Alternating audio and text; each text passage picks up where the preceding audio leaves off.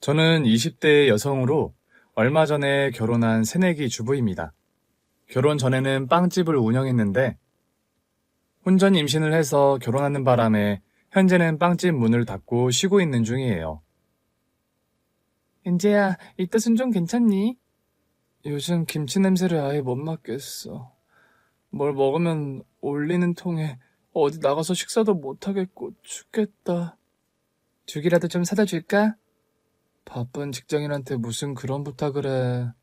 내가 필요한 건 시켜 먹으니까 걱정 마. 이제 네가 의사 남편 만나서 시집 잘 간다고 좋아했는데 입덧으로 고생하는 거 보니까 또 괜히 빨리 시집 보냈나 싶네. 수경아, 누가 들으면 네가 친정엄마인 줄 알겠다. 너나 나나 서로한테 가족이지 뭐. 아니야? 친구 말 맞다나 수경이와 저는 가족이나 다름없는 사이예요. 사실 저나 수경이나 부모님이 안 계시고 고아원에서 나고 자랐습니다. 어려서부터 한 고아원에서 자라다 보니 친자매나 진배 없는 사이죠. 남편은 전문의 과정을 마치고 대학병원에서 일하는 흉부외과 의사예요. 제가 운영하는 빵집이 대학병원 근처 골목에 있었는데 저의 가게 단골이 그 사람이었죠. 은재야, 요즘도 네 시어머니 너 안 좋아하셔? 분가해서 사니까 딱히 자주 뵐 일은 없어서. 다른 시어머님들 보면 며느리 임신했다고 뭐 챙겨다 주시는 분들도 계시던데 너희 시어머니는 안 그러시니? 수경아, 너 벌써 잊었어? 나 결혼 허락도 겨우 받았는데 임신했다고 날 챙기시겠어? 그래도 네가 임신한 마당에 결혼 물을 수도 없는 노릇인데 좀 잘해주시면 어디 덧나? 나 그런 것까지 바라지도 않아. 솔직히 입장 바꿔서 금이야 오기야 기른 의사 아들 장가 보내는데 고아 출신의 혼전 임신까지 한 며느리가 뭐가 이쁘시겠어. 넌 왜 자꾸 네 가치를 낮춰서 말해? 고아인 게 뭐 네 잘못이야? 임신은 또 뭐 너 혼자서 했다니? 하늘을 봐야 별을 따는 법인데. 수경아, 언제나 너는 내 편 들어줘서 너무 든든하다 내가. 너 병원에서 절대 스트레스 받지 말라고 했다고 들었는데 괜히 네 시어머니 등살에 너 시달릴까 걱정이다. 신혼여행 다녀온 뒤로 딱히 그런 거 없었어. 너무 걱정 마, 수경아. 입덧이든 시어머니 일이든 뭔 일 생기면 꼭 전화하고, 알았지? 알았어. 고마워. 친구와 전화를 끊고 앉아있는데 한숨이 푹 나오는 게 사실이었어요. 축복받지 못하는 결혼을 한 게 사실이었고 여전히 저와 시어머니 사이는 찬바람이 돌고 어색했으니까 말입니다. 그때였어요. 현관벨이 울려서 나가보니까 마침 인터폰에 시어머니 얼굴이 뜨는 겁니다. 연락도 없이 어쩐 일이실까 싶은 생각에 바짝 저도 모르게 겁을 집어먹고 문을 열어드렸더랍니다. 어머니 오셨어요? 그래, 지나는 길에 잠시 들렀다. 어째 너는 시어머니가 왔는데 하나도 반가운 얼굴이 아니다. 그럴 리가요. 그냥 너무 갑작스레 오셔서 제가 너무 놀라서 그래요, 어머니. 그 말은 그러니까 기별 없이 앞으로는 오지 마라 뭐 그런 뜻이니? 아니요, 제 말은 그런 게 아니라요. 말을 섞으면 섞을수록 뭔가 야단 맞는 일만 생기는 느낌이었죠. 보수적인 성향의 시어머니는 저와 남편이 혼전 임신을 했다는 사실도 무척 탐탁지 않아 하시던 분입니다. 입덧은 좀 어때? 울렁거림이 심해서 먹는 걸 조심하고 있습니다. 안 먹혀도 이거저것 골고루 챙겨 먹으렴. 이거 속 안 좋을 때 먹을 만한 과일들 좀 챙겨왔다. 감사합니다, 어머님. 그래도 며느리가 입덧한다고 과일까지 챙겨 오셨구나 싶어서 저는 감사한 마음으로 과일 바구니를 받으려는데 대뜸 그런 말씀을 하시는 시어머니셨어요. 성훈이 월급 통장 네가 관리한다면서? 네, 어머니. 그럼 성훈이한테 따로 말할 것도 없겠구나. 내 아들 월급의 40% 매달 여기로 입금하렴. 그러면서 시어머니는 대뜸 문자 메시지로 시어머니의 계좌번호를 보내시는 겁니다. 성훈 씨 월급의 40%를요? 솔직히 다달이 월급의 40%면 적은 금액이 아니었기에 저는 놀랄 수밖에 없었죠. 왜? 싫으니? 시어미가 남편 월급에 감 놔라 배 놔라 하는 것 같아서 듣기 싫어? 아니요, 그런 뜻이 아니라요. 어머니 적은 돈이 아니라서 제가 조금 당황을 해서 그만. 솔직히 속으로 엄청 놀라고 당황한 게 사실이었죠. 남편과 결혼하면서 다달이 시어머님께 얼마간의 생활비와 용돈을 드리기로 약속한 건 사실이었지만 월급의 40%나 되는 금액을 생각한 건 아니었기 때문입니다. 저는 고아원 퇴소 후 20대의 대부분을 제대로 된 옷 한 벌 사입지 않으면서 악착같이 독하게 돈을 모아 조그만 빵집을 오픈한 자영업자였고 남편 역시 자문의 자격증을 취득한 지 얼마 안 된 새내기 의사였기에 저희 부부 경제 사정이 그리 넉넉하다 할 수 있는 형편은 아니었거든요. 그래도 시어머니께서 홀몸으로 얼마나 남편을 지극정성 힘들게 키우셨는지 알기에 저는 일체 불만 표시를 안 하기로 마음을 먹었더랍니다. 알겠습니다, 어머님. 말씀하신 통장으로 다달이 돈 붙일게요. 알았다. 임신 초기에 제일 조심해야 하는 법이니 쉬어라. 딱 용건만 말씀하시곤 자리를 떠나버리시는 시어머니셨어요. 그날 남편이 퇴근했고 저는 시어머니께서 전한 말씀을 그대로 전달했죠. 엄마가 내 월급의 40%를 보내달라 하셨다고? 아까 낮에 오셔서 그런 말씀하셨어. 그렇게 하겠다고 대답했고. 그래? 이해해줘서 고맙다, 은지야. 내가 아무래도 투잡을 뛰어서라도 돈을 더 벌어야겠네. 남편 역시 이런 방구 별 불만 표시도 없이 농담처럼 넘어가길래 저는 그 일을 더는 문제 삼지 않았습니다. 그 얘기를 들은 친구 수경이는 당연히 펄쩍 뛰었고요. 뭐? 네 남편 월급의 40%를 다달이 보내달라 하셨다고? 엊그제 와서 그런 말씀 하시더라. 너한테 의견을 묻는 것처럼 말씀하셨니?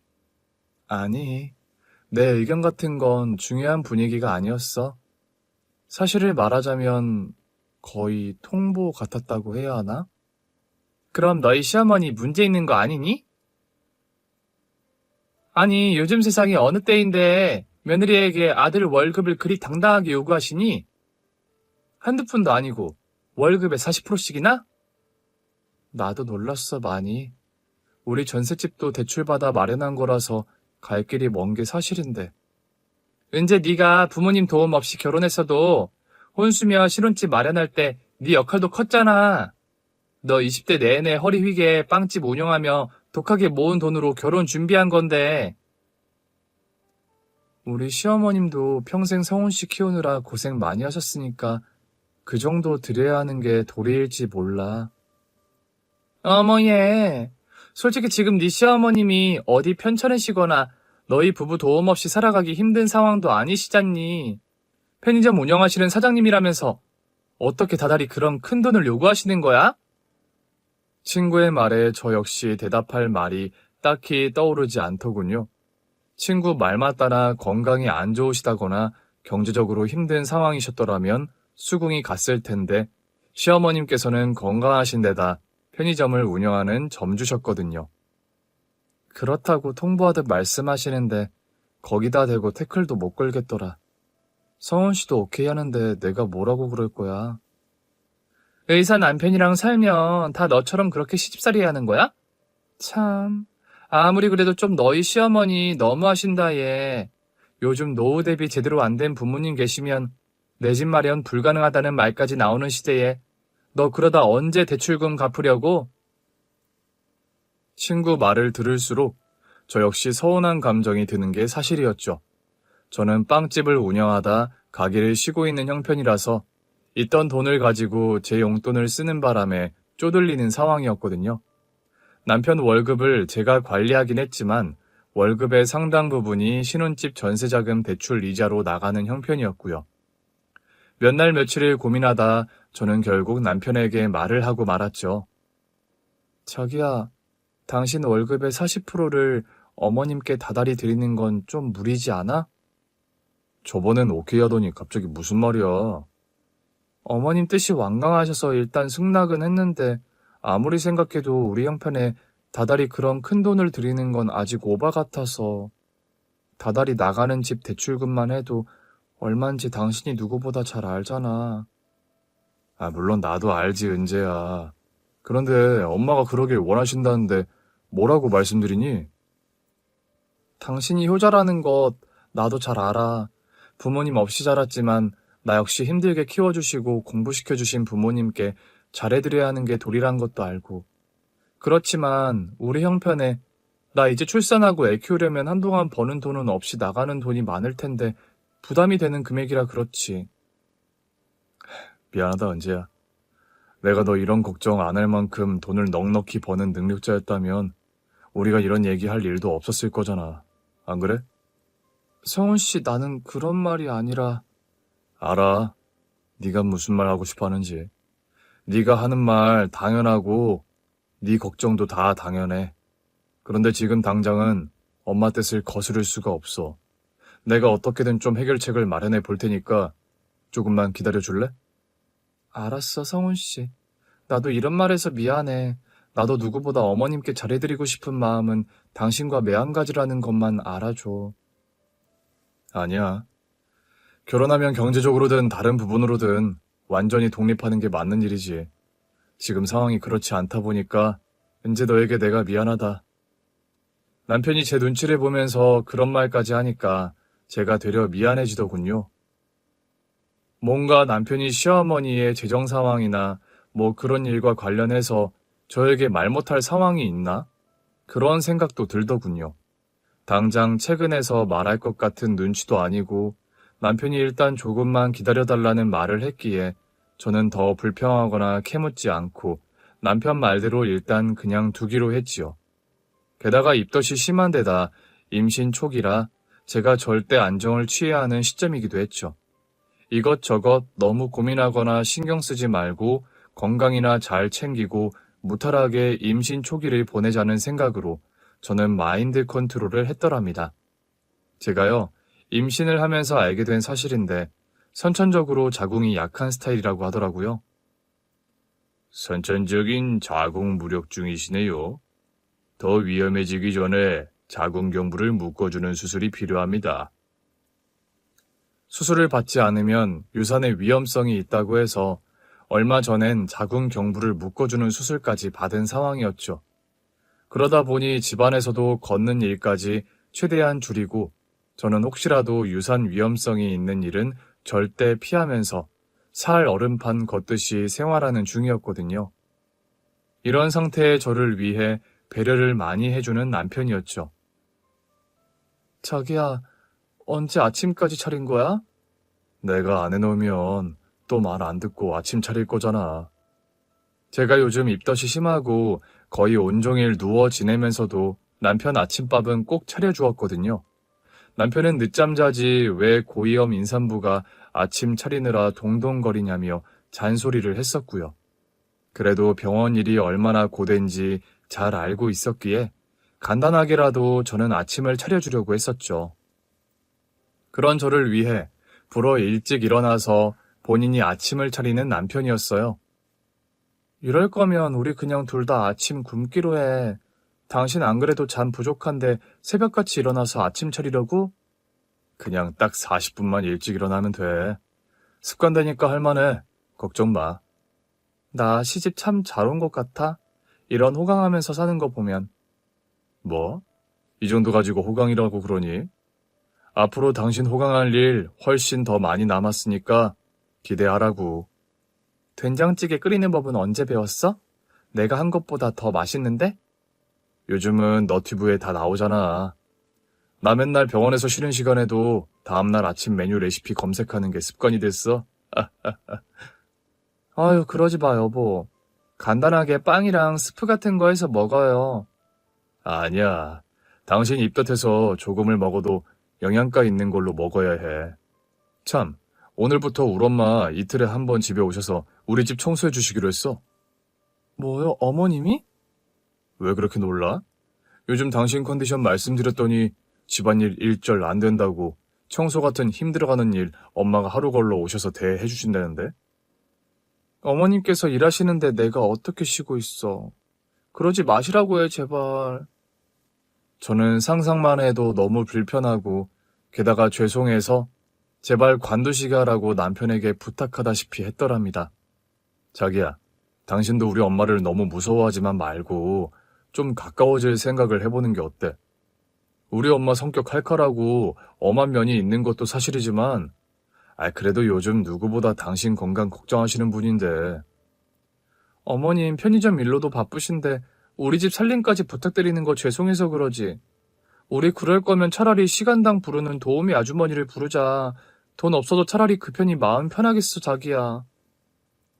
나도 엄마한테 죄송해서 그 말씀 드렸는데 돈 아껴서 모을 생각 안 하고 그런데 돈을 쓰려 하냐고 야단 맞았어. 엄마가 두 다리 멀쩡하고 아픈 데 없는 본인이 있는데 왜 청소하는데 사람을 써서 돈을 쓰냐고. 어머님도 참. 제 건강 상태를 걱정해서 청소와 살림을 도와주신다는 시어머님이셨죠. 사실 병원에서 극도로 몸을 아끼고 조심하라는 얘기를 들은 걸 사실이었습니다.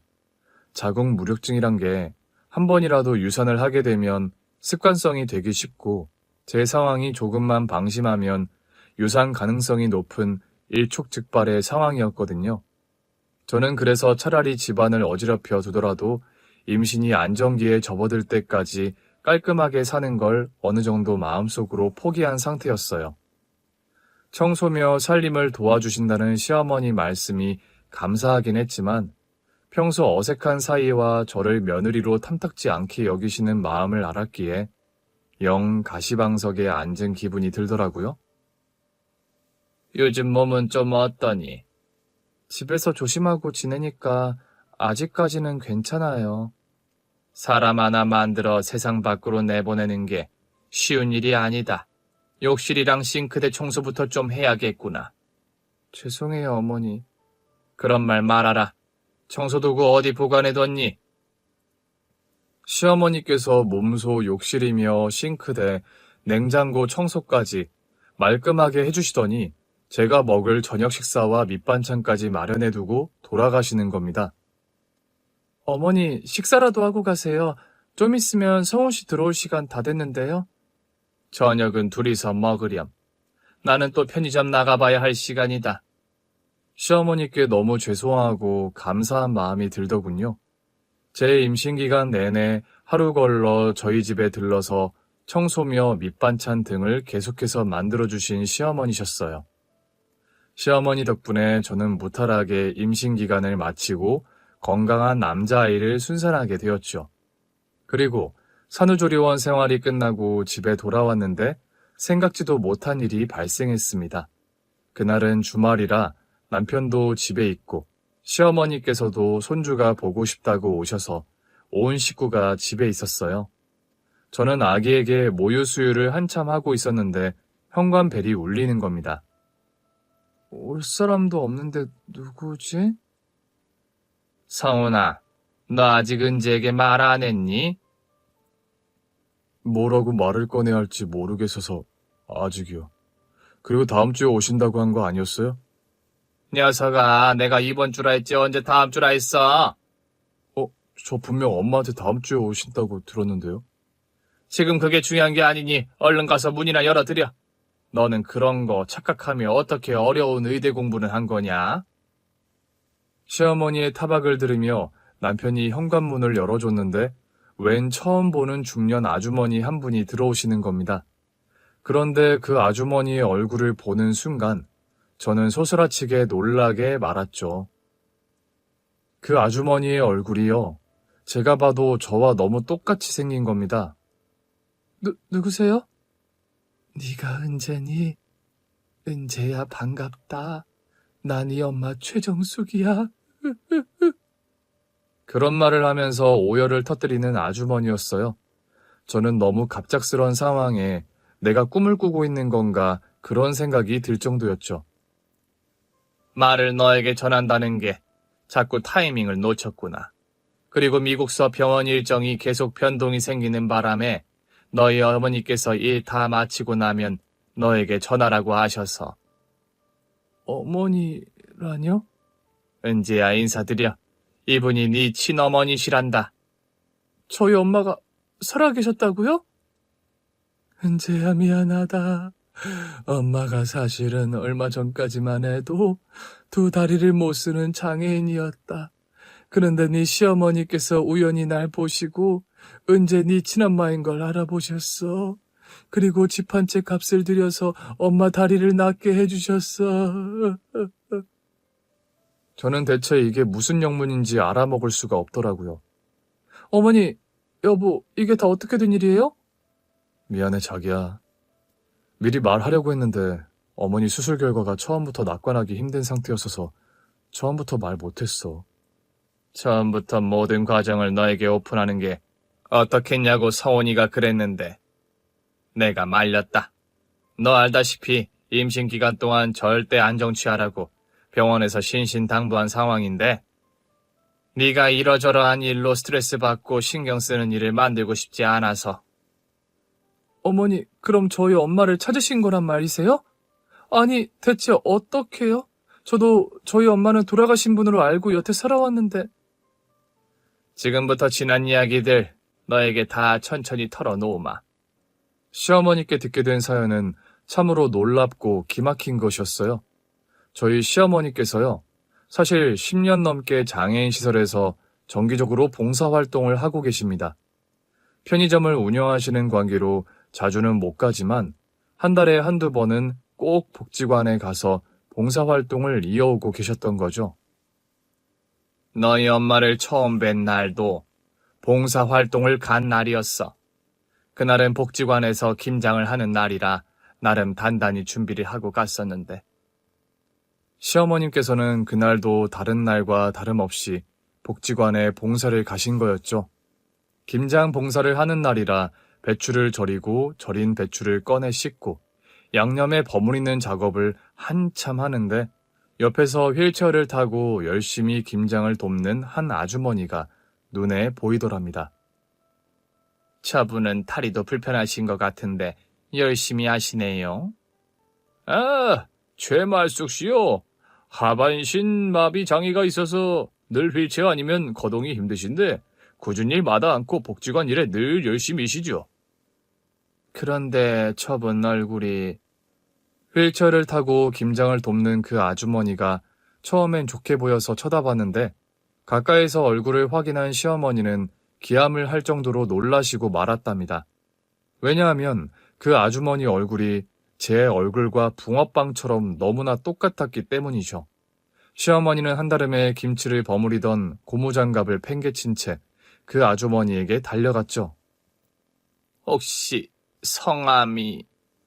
저요. 저 최말숙이라고 합니다. 저기요.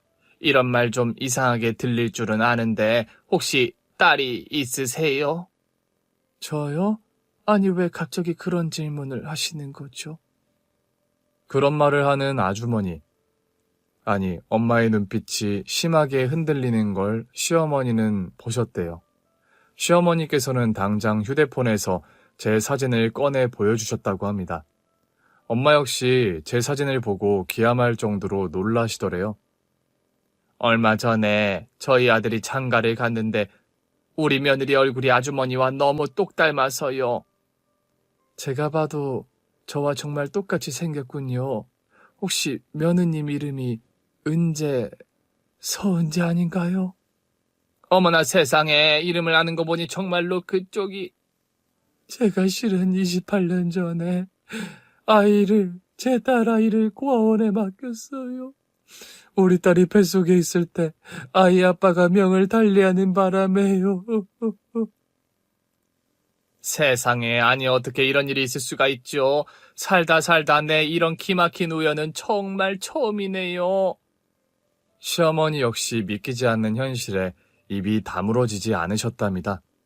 정신을 차린 시어머니께서는 당장 저와 엄마의 유전자 검사부터 의뢰하셨답니다. 모든 정황이 저희 친엄마임이 분명했지만 그래도 사실관계를 확실히 하는 게 좋다는 판단에서였죠. 며칠 후 검사 결과가 나왔고 그분이 제 친엄마임이 밝혀졌고요. 저희 며느리 친어머니가 맞으시네요. 우리 은재가 사장님 며느리라고요? 네, 얼마 전에 결혼식 올렸고 지금 임신 중이에요. 우리 은재 어디 있나요 지금? 제가 이런 말할 자격은 안 됩니다만. 사돈어른, 이렇게 만난 것도 다 하늘의 인연 같아요. 그런데 서운하게 듣지 마세요. 지금 은재가 컨디션이 영 좋지가 않아요. 임신 초기인데 수술을 받아서 절대 안정을 취해야 하는 상태이고요. 은재가 많이 아픕니까? 자궁이 좀 약해서 애가 안 떨어지게끔 하는 수술을 받고 집에서 누워 지내요. 심정적인 충격이나 스트레스 절대 피하라는 말 병원에서 들었고요. 세상에 이를 어쩌면 좋죠? 너무 걱정은 마세요. 수술도 잘 되었고 안정 잘 취하고 조심하면 순산할 수 있을 거라고 했으니까요. 감사합니다, 사돈어른.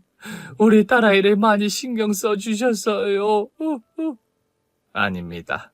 제가 혼자 힘들게 키운 아들 욕심에 저 솔직히 말씀드리자면 아이들 결혼 쌍수 들고 환영한 입장은 아니에요. 시어머니께서는 결혼 초기에 결혼을 반대했던 일들을 저희 엄마에게 솔직하게 털어놓으셨다고 합니다. 그렇다고 제가 지금까지 은재를 며느리로 인정 안 한다 그런 말은 절대 아니니 오해 마세요. 여러 가지로 부족한 저희 딸을 며느리로 받아주셔서 제가 되려 감사하지요. 제가 애미라고 이런 말씀 드릴 자격도 없는 사람이긴 합니다만. 아니에요. 사정 들어보니 어쩔 수 없는 사정이셨는데요. 제가 은재 낳았을 때 어떻게든 제가 키워보려 했습니다만 기초수급자 지체장애인 엄마가 아이를 혼자 키우는 건 절대 무리라고 하도 주변에서 성화를 부려서 그만. 반지하 방에 살더라도 우리 은재를 제가 거둘 걸 하는 우애를 많이 했습니다. 여기 복지사 선생님께 들어서 다 알고 있어요. 그때 사부인께서는 형편도 힘드셨지만 또 몸에 종양이 생겨서 위험한 수술을 앞두고 있었다면서요. 그때는 어찌 된 건지 제 살라를 장담하지 못한다는 말까지 병원에서 들어서 은재를 고아원에 맡길 수밖에 없었어요. 갓난이 핏덩이를 떼어놔야 하는 심정이 오죽하셨겠어요. 그렇게 저희 친엄마를 만나게 된 시어머니셨던 겁니다. 시어머니는 당장 저희 친엄마 존재를 남편에게 말했다고 합니다. 그리고 남편에게 그런 부탁을 하셨대요. 성훈아, 은재 어머니 이렇게 만나게 된 것도 하늘의 인연 같다. 이왕 이렇게 된 거 은재 만나실 때까지 우리가 다른 준비를 또 해보는 건 어떠니? 다른 준비라뇨? 내가 알아보니까 미국 유명한 병원에 은재 어머니 같은 분들 다리 수술로 유명한 명의가 있다던데. 엄마 그런 건 언제 다 알아보셨어요? 네 장모가 있는 복지관에 사회복지사와 이런저런 얘기 나누다가 알게 된 사실이다. 미국에 이런 신경마비로 다리를 못 쓰는 환자들 수술을 아주 귀신같이 잘하는 병원이 있다고 말이다. 단점이라면 수술비가 아주 비싸다라는 거라더라. 그래서 은재 어머니도 여태 수술 받지 못하신 거고. 병원비랑 수술비 정보 좀 알아볼까요? 그래, 우리 선에서 할 수 있는 최선을 다해보자꾸나. 남편과 시어머니가요, 저희 엄마 다리 수술해 주신다고 그렇게 사방팔방 돌아다니며 정보를 얻고 막대한 수술비를 마련하기 위해서 둘이서 동분서주했던 겁니다. 어머님, 그럼 다달이 이 사람 월급에서 40% 달라고 하셨던 게 저희 엄마 다리 수술 비용 때문에 그러신 거였어요? 그래. 이제 와서 얘기지만 그렇게 안 하면 어디 우리 형편의 그 수술비며 병원비를 감당하기 힘들었어. 여보, 어머니께서 그간 모으신 적금 통장 다 헐고 대출도 받을 수 있는 최대치를 받아서 장모님 수술비 마련하셨어. 내가 한 건 당신이 아는 그게 전부야. 내 월급의 40%를 드린 거. 어머님, 저는 그런 것도 모르고 여태. 사부인, 박서방, 평생 저는 은재 위해서 엄마 노릇 하나 해주진 못했는데 이런 저를 위해 그런 배려를 해주셔서 드릴 말씀이 없어요. 감사하고 죄송합니다. 어머님, 어떻게 제게 한마디 말씀도 없이 이러실 수가 있으세요? 감사합니다, 감사합니다, 어머님. 그동안 괜히 서운했지? 네가 말은 안 해도 네 심정 나도 다 짐작은 갔다. 그래도 이제 모든 상황이 밝혀졌으니 묵혀뒀던 오해나 앙금은 서로 다 없던 일로 하자꾸나. 그런 말을 하시면서 저를 따뜻하게 안아주시는 시어머님이셨습니다. 저는 말로 다 표현할 수 없는 죄송함과 감사함에 몸둘 바를 모를 지경이었죠. 저에게 있어서 그날은 정말이지 꿈만 같은 하루였어요. 저는 고아원에서 자라는 동안 저에게 친어머니가 안 계시다고 생각하고 살아왔습니다. 물론 세상 천지 엄마 아빠가 없는 사람은 아무도 없겠죠. 그렇지만 저는 고아원에 맡겨질 때부터 부모님에 관한 어떤 소식이나 흔적 같은 것이 아예 없었기에 저는 그냥 천의 고아 팔자인가 보다 하고 포기하고 살아왔던 게 사실입니다. 엄마에게서 듣게 된 과거의 사연 또한 가슴이 무척 아픈 것이더군요. 은재야, 이제 와서 이런 얘기 변명처럼밖에 안 들리겠지만 네가 궁금해하고 또 알고 싶어하니 말할게. 엄마, 저 엄마 원망하고 타박하려는 말을 하려는 게 아니니 다 솔직하게 말씀해 주세요. 그래, 그렇게 하마. 이런 얘기를 이제 와서 털어놓는다고 너에게 엄마 노릇 못한 과거가 용서되지는 않겠지만 말이야. 저희 엄마는요, 사실 날 때부터 장애인은 아니셨다고 합니다. 엄마는 5살 무렵 부모님께서 한날 한시에 교통사고로 돌아가시는 바람에 고아원에 맡겨졌다고 합니다. 그런데 초등학교를 졸업하던 무렵 수학여행을 떠난 곳에서 불의의 사고를 당한 엄마셨대요. 숙소에서 친구들과 장난을 치다가 창문에서 떨어지는 바람에 엄마는 영영 걸을 수 없는 처지가 되어버리신 거죠. 그 아이인데다 하반신 마비라는 상황이 어린 마음에도 감당하기 힘든 장애가 되더구나. 하루하루 버티듯 살아가던 나에게 유일한 위안이 되어준 사람이 너희 친아빠였어. 저희 아빠는 고아원에 봉사를 오는 대학생이었다고 해요. 엄마가 중학교 3학년 되던 해에 처음 고아원 봉사를 온 대학생 오빠가 저희 아빠셨던 겁니다. 말수가, 너는 왜 애들이랑 안 놀고 맨날 교실에만 틀어박혀 있니? 같이 뛰어놀지도 못하고 그냥 다 짜증나서요. 혼자 있는 게 제일 마음 편하기도 하고. 너 원래 누구랑 말하는 거 싫어하니? 네, 싫어해요. 솔직히 오빠도 귀찮으니까 저리 좀 비켜주실래요? 고슴도치처럼 뾰족하게 구는 엄마였지만 아빠는 그런 엄마의 성격을 받아주면서 봉사를 올 때마다 먼저 스스럼 없이 다가가 주셨다고 합니다. 원장 선생님께 들으니까 말숙이 너 초콜릿 만드는 거 좋아한다면서? 이거 초콜릿 만들 때 쓰는 틀이야. 이걸 왜 저한테 주세요? 너 좋아하는 일 하면서 좀 웃으면서 지내라고. 왜? 주면 안 돼? 나한테 왜 잘해주세요? 잘해주고 싶은데 뭐 꼭 이유가 있어야 되니? 저번에 보니까 너 웃을 때 참 이쁘더라. 너 웃는 모습 보고 싶어서 그래. 별뜻 없어. 감사해요, 선물. 다음에 만났을 때 나한테 초콜릿 만들어서 몇 개 주면 고맙겠다. 저희 아빠는 당시 호텔 조리학과에 다니는 요리사 지망생 대학생이었다고 합니다.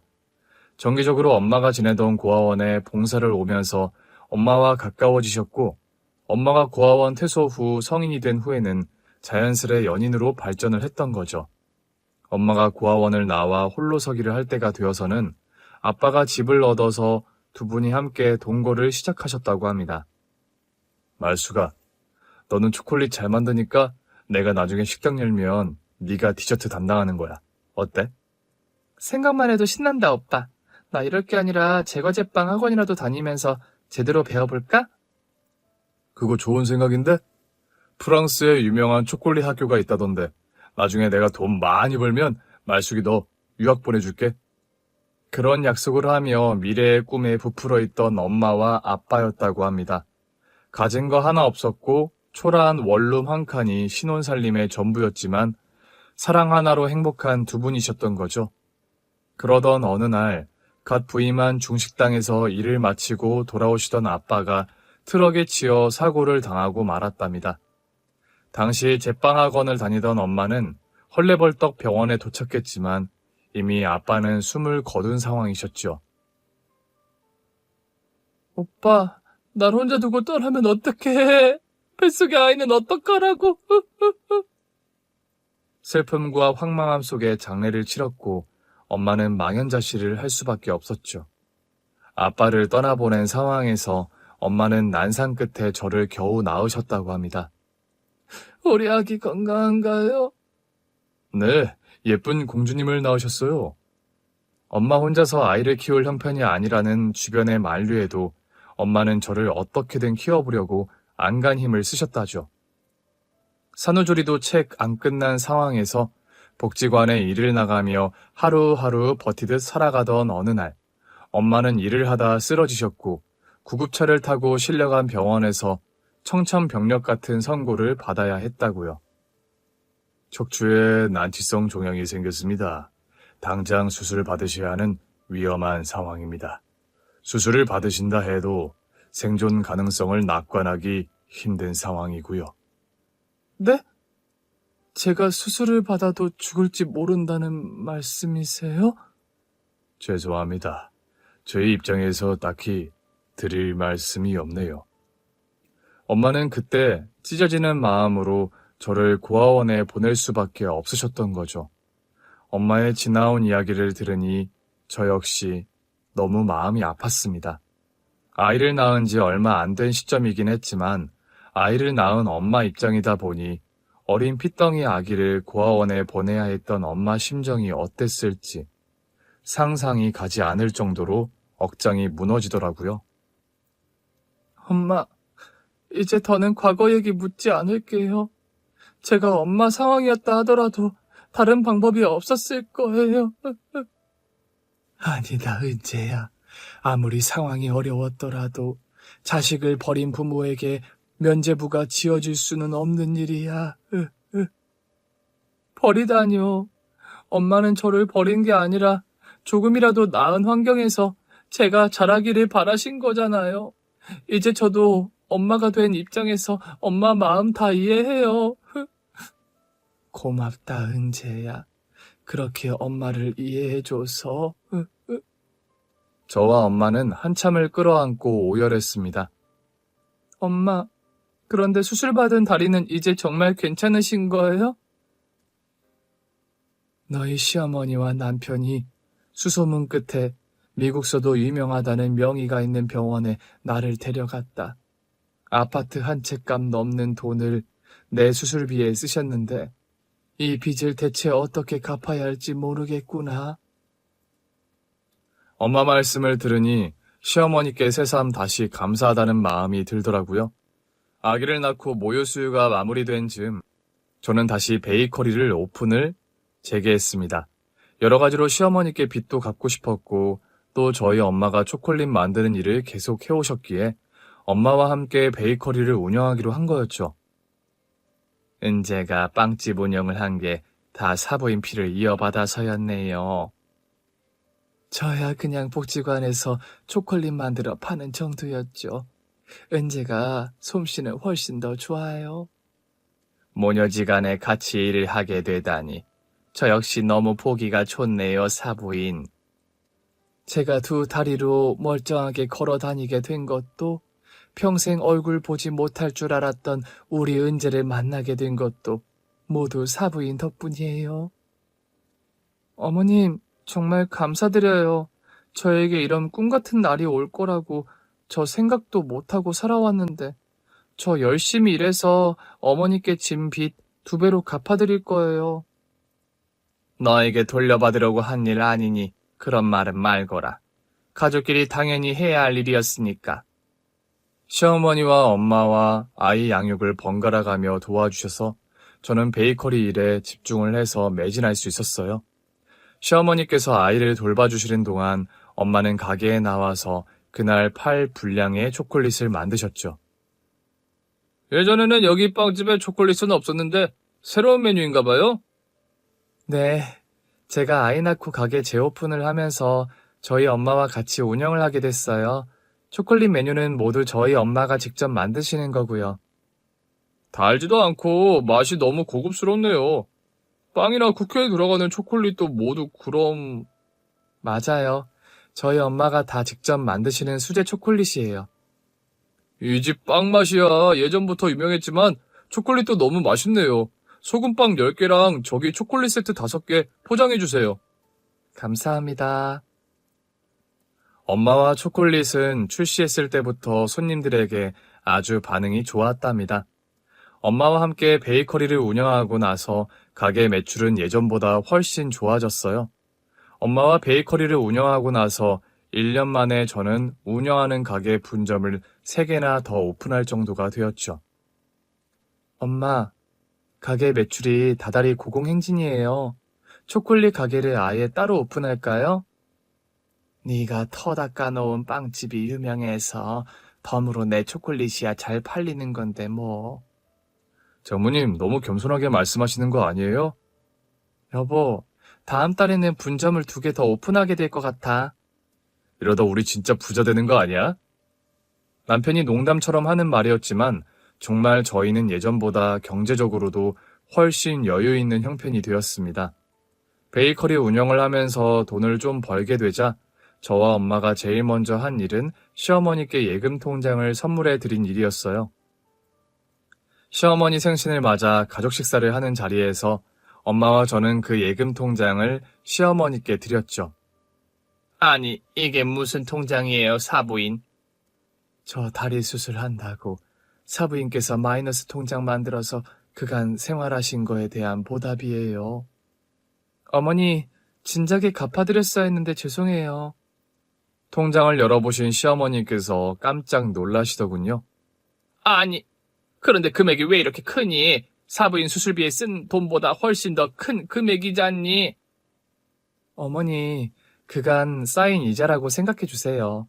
마음 같아서는 더 드리고 싶었지만 아직 그만큼밖에 못 드려서 죄송해요. 사실 시어머니께서 저희 엄마 수술비에 쓴 돈의 1.5배에 가까운 돈을 마련해서 통장에 넣어드렸습니다.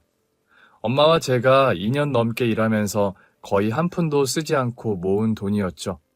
다른 것도 아니고 제일 감사한 분께 그런 식으로 갚아드릴 수 있다는 것이 저나 엄마나 무척 다행스럽고 뿌듯한 일이었고요. 내가 무슨 돈 장사하려고 사부인 수술시켜드린 게 아닌데 왜 그러니 은재야. 어머님도 참. 저도 돈 갚아드리려는 게 아니라 감사해서 그런 거예요. 엄마, 그냥 받으세요.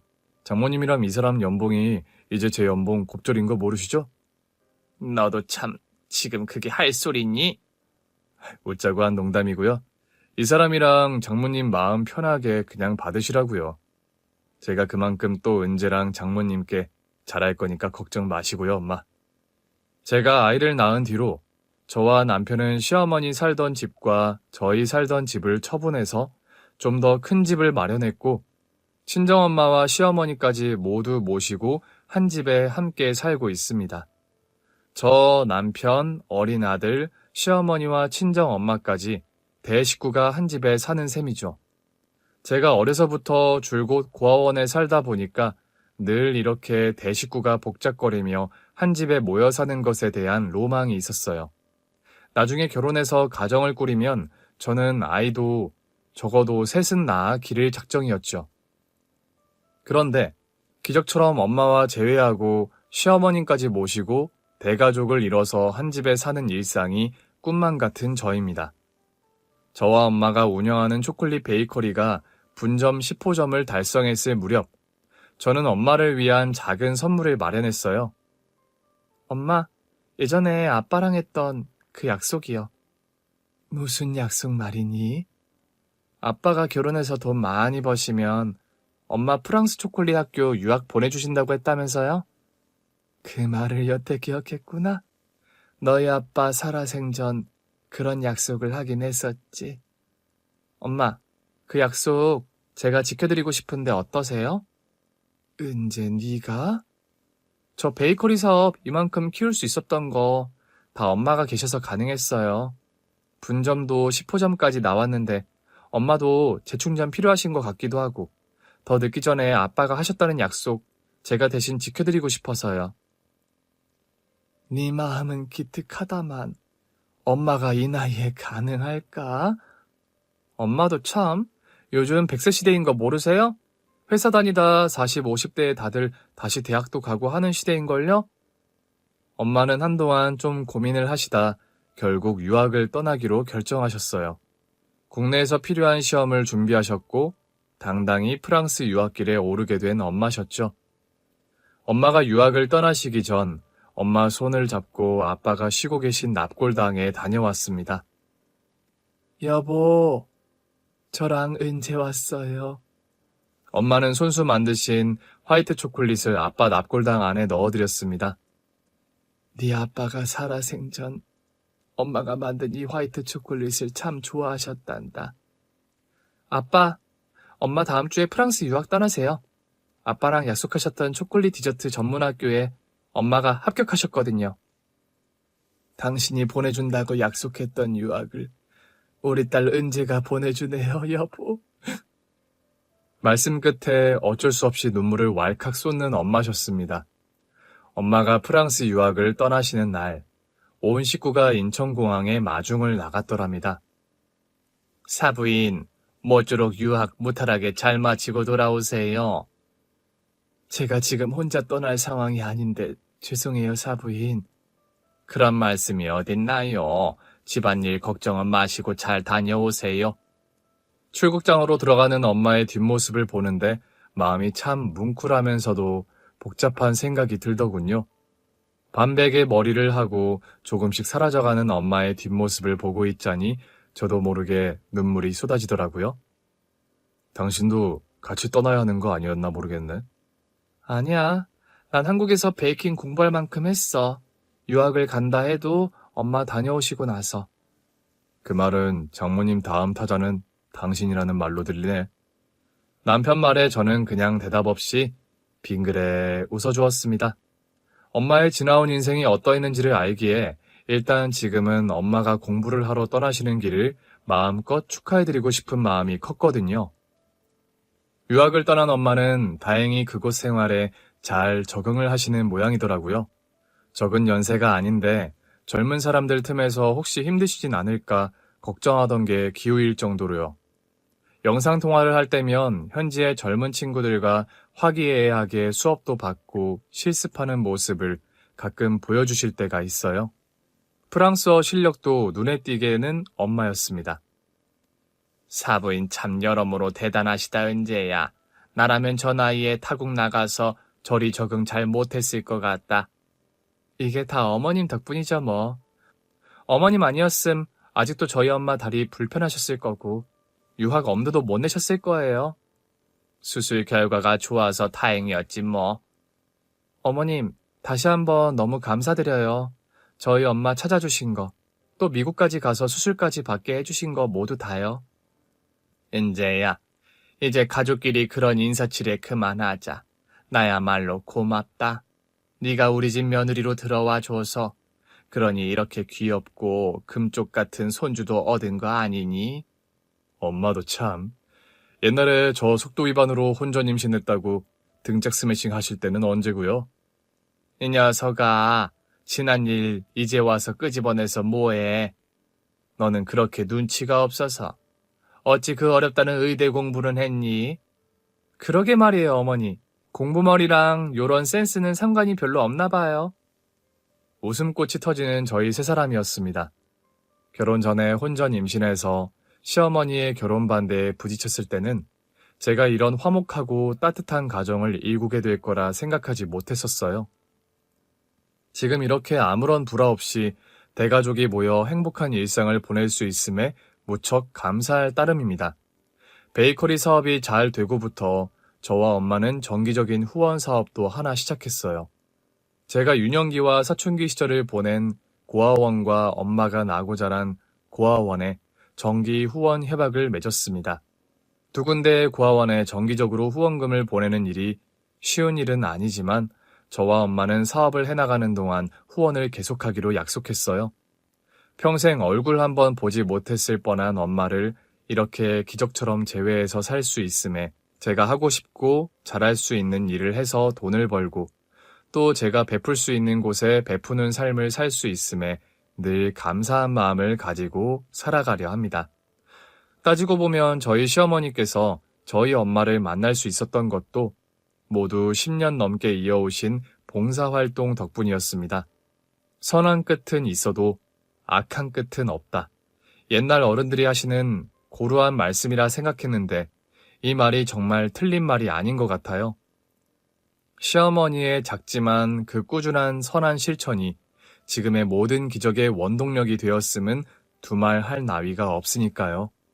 지나온 삶을 돌이켜보면 저 역시 제가 이만큼 행복한 삶을 살 수 있을 거라 기대를 안 했었습니다. 부모님 그늘 없이 억척스레 살아오다 보니 늘 애정결핍에 시달리던 과거의 저였죠. 그래도 포기하지 않고 제가 할 수 있는 일에 최선을 다하면서 내일은 오늘보다 조금은 나으리란 희망을 놓지 않고 살아왔던 것이 지금 삶의 원동력이 되었던 것 같아요. 좋은 방향으로 버티고 버티다 보면 나에게 갈급한 것들은 언젠가는 상으로 내려주시는 게 저 놓은 곳에 계신 분들의 칭찬법이란 생각도 듭니다. 지금 혼자이고 사는 것이 고단하더라도 절망하지 않으셨으면 합니다. 내일은 내일의 해가 뜨고 일출 직전이 가장 어둡다는 그 단순한 진리가 살다 보니 정말 맞는 말이다 싶더라고요. 긴 얘기 경청해 주셔서 감사합니다. 여러분 가정에도 평안과 행복이 가득하시길 기원합니다. 오늘 준비한 사연은 여기까지입니다. 재미있게 들으셨다면 구독과 좋아요, 알림 설정까지 눌러주세요. 그럼 저는 다음 사연으로 찾아뵐게요. 오늘도 건강하고 행복하세요.